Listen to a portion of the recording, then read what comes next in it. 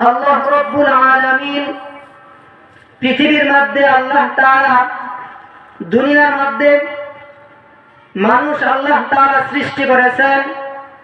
আল্লাহ রাব্বুল আলামিন বলেন, তোমরা যদি আমি আল্লাহ রাব্বুল আলামিনের প্রিয় বন্ধু হতে চাও, আমি আল্লাহ রাব্বুল আলামিনকে তোমরা কাছে নিতে চাও, তাহলে একমাত্র আমার দুনিয়ার মধ্য থেকে আমি রাসূল প্রেরিত করেছি, সেই রাসূলকে অনুসরণ করতে হবে।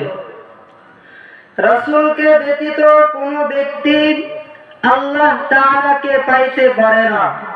এজন্য আল্লাহ যদি কোনো বান্দা পাইতে চায়, তাহলে তার অনুসরণ করতে হবে একমাত্র রাসূলকে।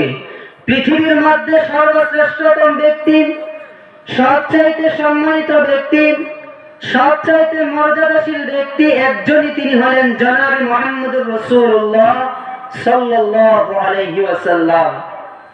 দুনিয়ার কোনো সাধারণ তিনি ব্যক্তি না। দুনিয়ার কোনো সাধারণ কোনো ব্যক্তিকে আল্লাহ তাআলা অনুসরণ করতে বলেন নাই। যিনি দু জাহানের সরদার, রাসূল কিবরিয়া, আশরাফুল আম্বিয়া জনাবে মুহাম্মদুর রাসূলুল্লাহ সাল্লাল্লাহু আলাইহি ওয়াসাল্লামকে অনুসরণ করতে বলছেন।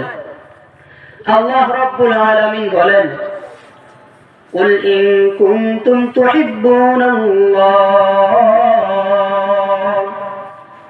আল্লাহ রাব্বুল আলামিন বলেন, ও নবী উম্মতদেরকে জানায়া দেন, যদি কোনো বান্দা আমি আল্লাহকে পাইতে চাই, আমি আল্লাহ তাআলাকে প্রিয় পাত্র করতে চাই,